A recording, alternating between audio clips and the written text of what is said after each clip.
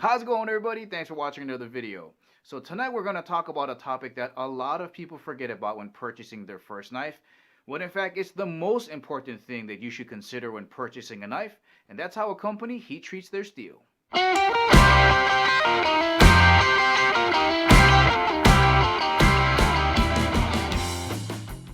of course, guys, if you want to purchase any of the knives that you see in this video, make sure to check the links in the description below. So the big question is, if heat treatment of steel to make a knife blade is so important, why don't more people cover it?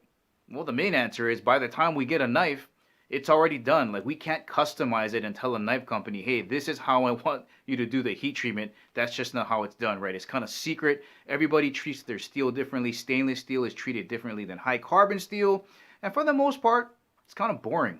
It is definitely not as exciting as actually showing a knife, the blade shape, how well it cuts, how long it cuts for, the opening mechanisms, locking mechanisms, what the handles are made of, what it feels like in the hand. Check out this cool pocket clip. Talking about heat treat is just boring, and for the most part, we really have no idea what type of heat treatment they're using on their steel.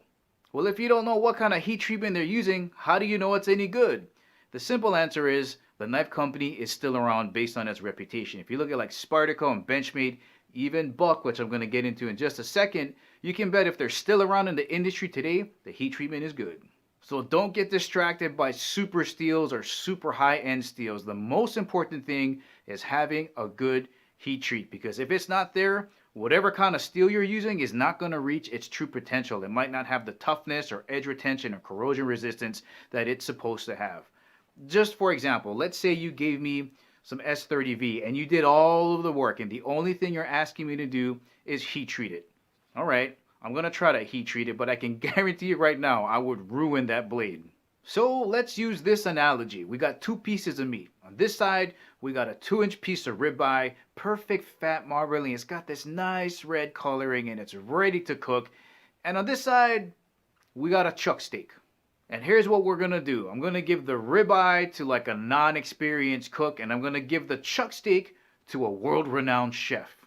All right, so we got this super high-end piece of meat going out to this guy that doesn't know how to cook. He might try to throw it on a grill. He might try to fry it in a frying pan. He might try to stuff it in an oven.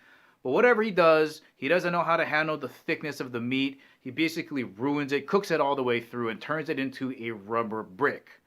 Now on the other side, we have a lower quality piece of meat going to this world-renowned chef, but he knows how to season it. He knows how to apply the perfect amount of heat so it comes out tasting perfectly. Let me introduce you to that chef.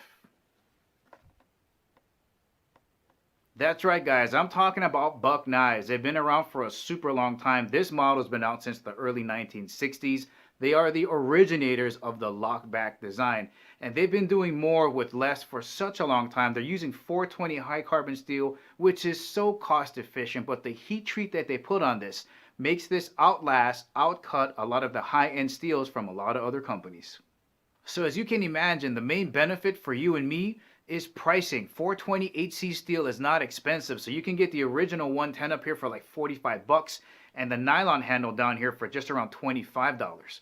But if you're insistent and you got to have a super steel, they have it available with S30V with micarta handles, but I'm telling you guys right now, this right here is the best value. Well, alright guys, that's the ending of the video. Remember, don't get distracted by steel. Check out that heat treat. Remember, if you want to purchase any of the knives in this video, make sure to check the links in the description below. Guys, I hope you enjoyed the video. If you liked it, please give it the thumbs up. If you haven't subscribed to Kimo365, please do. Remember, I'll catch you guys laters.